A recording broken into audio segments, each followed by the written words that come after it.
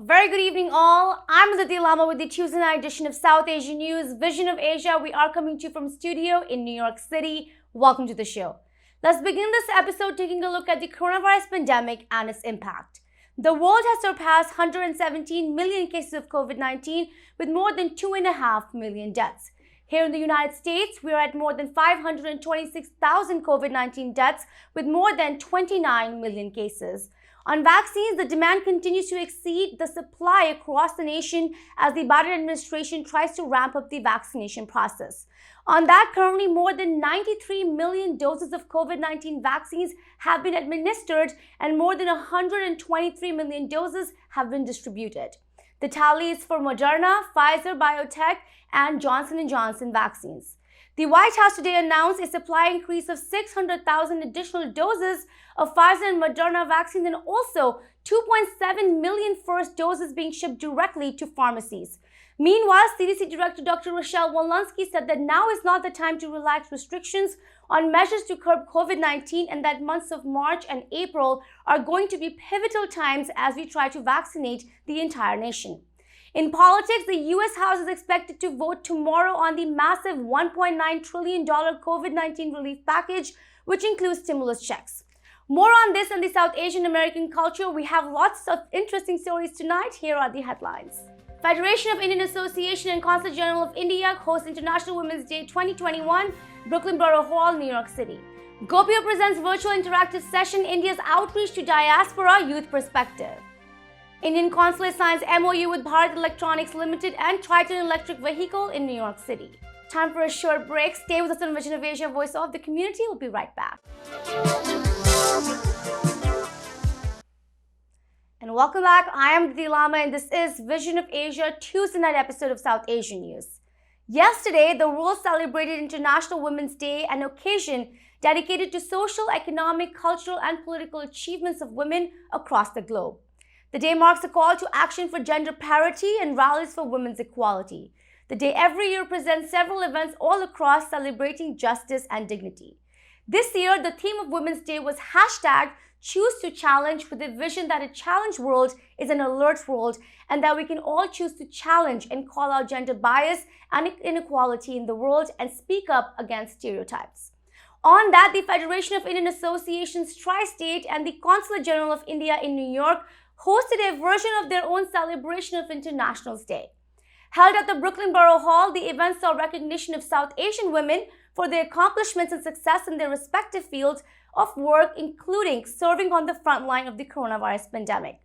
We have now some highlights from FI and Indian Consulate's commemoration of International Women's Day from Brooklyn in New York City. Here are some key members and honorees. Namaste. Today is 8th of March, International Women's Day. On this very special occasion, I convey my warmest wishes to one and all, especially our women folk. May you ever progress, may you ever prosper. Thank you. The International Women's Day has additional speciality, as you all know, when a migrant mother who came without anything but dream, and who thick and thin raised 2 daughters in the melting pot we all live. And one of those recent most famous milestone achievement we all celebrated, which was one of our own taking the oath as the first female vice president, the highest ranking female official in the US history, the first generation Indian American, along with being the first African American and the first Asian African vice president. Indeed, a very proud and applauded moment for all of us. A very big round of applause for Madam Vice President Kamala Devi Harris. Accomplishments of the women today from all walks of life and women of all colors have spanned major barricades, but we must continue. A lot to achieve. There is work to be done, so please continue your effort. Good afternoon. Thank you to Project Worldwide Media and ITV Gold for covering the International Women's Day. We're gathered here to recognize and honor some of the most distinguished and outstanding females who have made a difference in the fight against the pandemic, as well as their respective careers in academics. So congratulations to all the awardees and honorees of 2021, those who can make it and those who couldn't make it. And I want to thank Padma Shri Sudhir Parekh and the viewers of ITV Gold for joining us in covering the event. I want to thank NYPD, Parks Department, the Brooklyn Borough President's Office for allowing us to use the venue to do the ceremony today. So thank you. God bless you. God bless America, and God bless India. Hello, good evening. I'm Dr. Uma Madhusudana. I'm a hospitalist working for Hartford Healthcare, and I have been a frontline worker working in this pandemic throughout.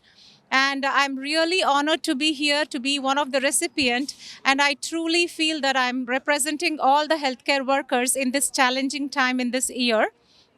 And it has been a very challenging year, but with the vaccines coming out, I see some hope this year, and we should all hopefully get back to our normal life soon. And I truly believe that women power is something. We are brave, we are strong, we are empowered, and happy International Women's Day to everybody. I'm so honored to be here. Thank you. Hi everyone, this is Rashmi Agarwal. I'm from New Jersey. I'm a healthcare worker. I'm a nurse practitioner and assistant vice president in population health. I work at Newark Beth Israel Medical Center, part of RWJ system. And I'm also part of AAINJ, which is an Indian Nurses Association of New Jersey. I'm here on an occasion for Women Empowerment Day and being awarded as a healthcare hero.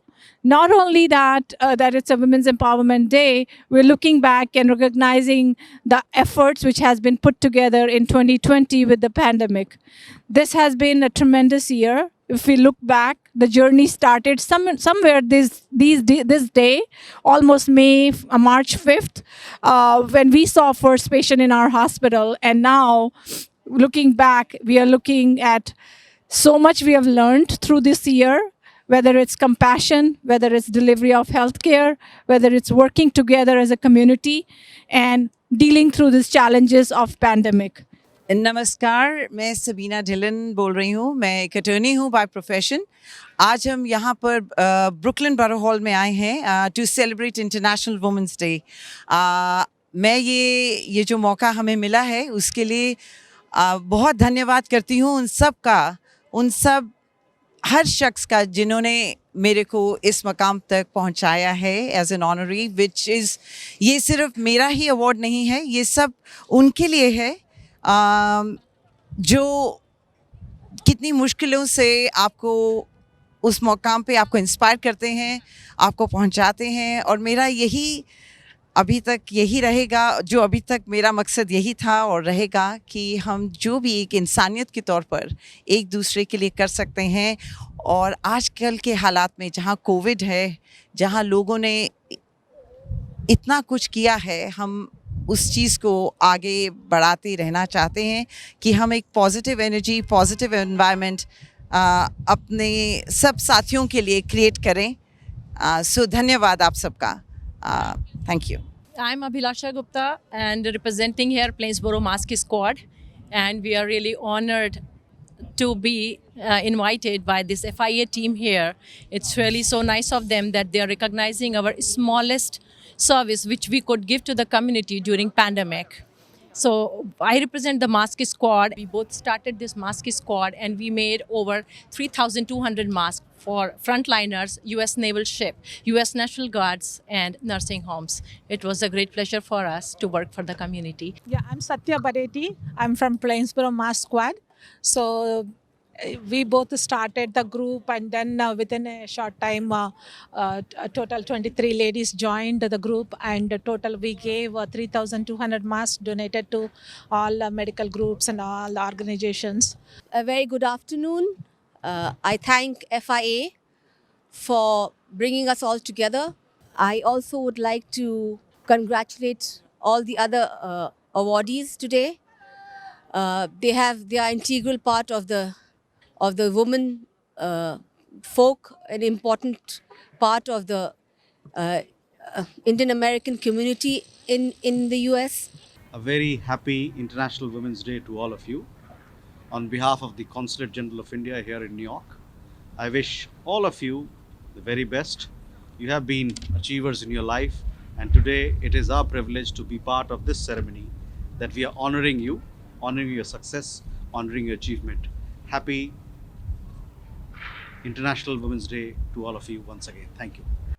In New York City, the Indian Consulate recently signed a Memorandum of Understanding, an MOU, with Bharat Electronics Limited and Triton Electric Vehicle LLC for battery manufacturing in India.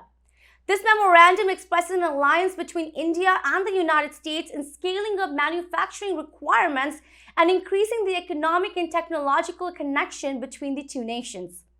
Triton Electric Vehicle has some major plans for entering electric vehicle and battery sectors in India, and this MOU hopes to enable that. At the event, Indian Consul General Mr. Ranjit Jaiswal met with founder and CEO of Triton Electric Vehicle LLC, Mr. Himanshu Patel, to discuss sustainable mobility, green energy, and Triton's new technologies. The Consul General said that he looks forward to working with Triton towards Atmanirbhar Bharat, a movement to make India self-sufficient, self-reliant. Here is a segment of the MOU signing event. Partnership where a lot will happen in the field of batteries, in particular EV batteries.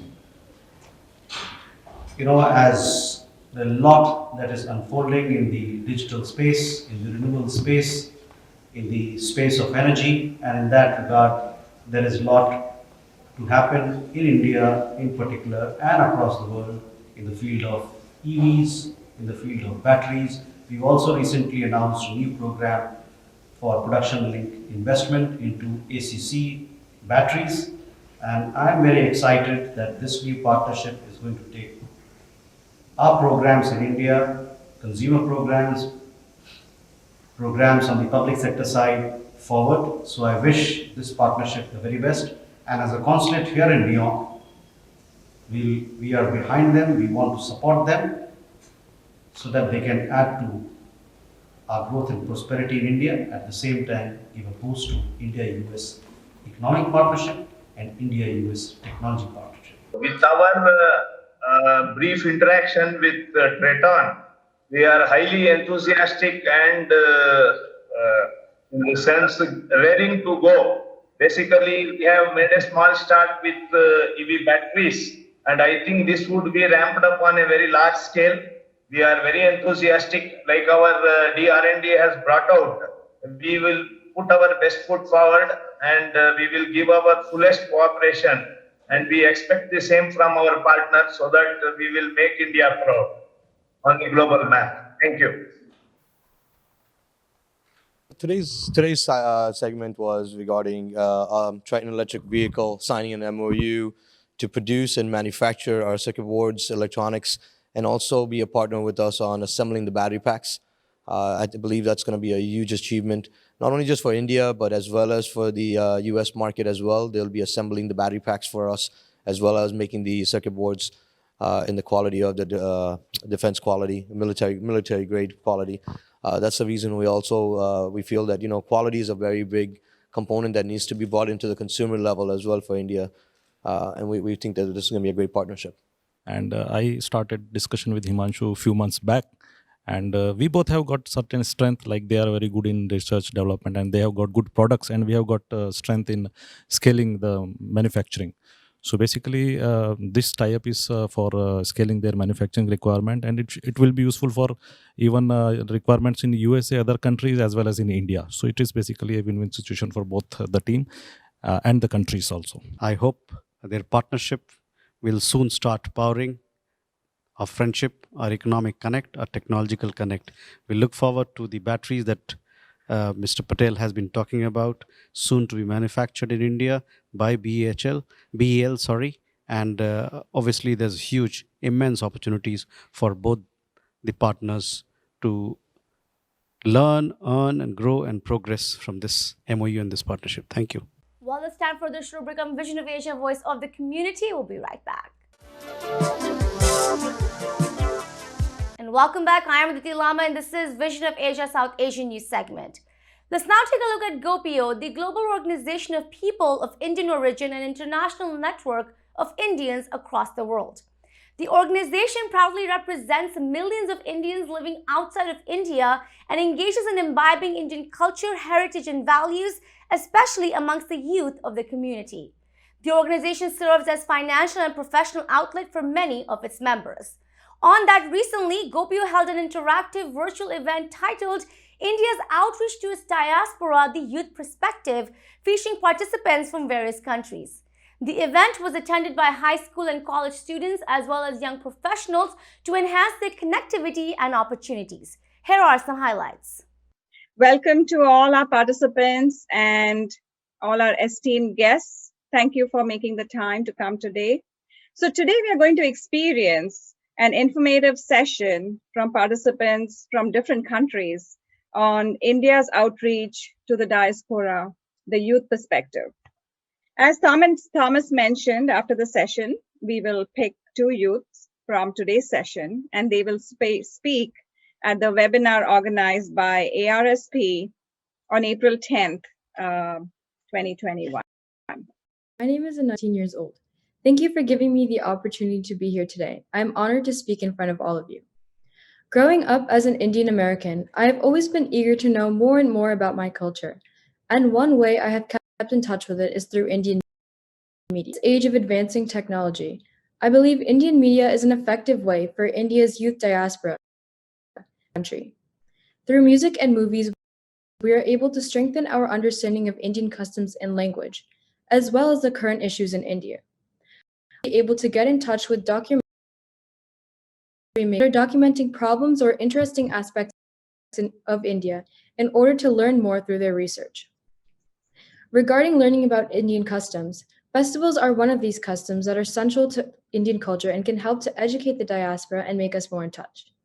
Since in today's age especially, virtual means of education have become the norm, I believe that things like virtual festival experiences would encourage the Indian youth diaspora to learn about and participate in Indian tradition, and as a result, feel more in touch with our home country. I would like to conclude by saying that it is inspiring to know that in our current US presidential administration, individuals from the Indian diaspora holding high executive positions, including Vice President Kamala Harris. This portrays to young Indians throughout the country that we are intelligent and persevering values and makes us vital to the growth of society worldwide. Thank you once again for the opportunity to participate on this platform.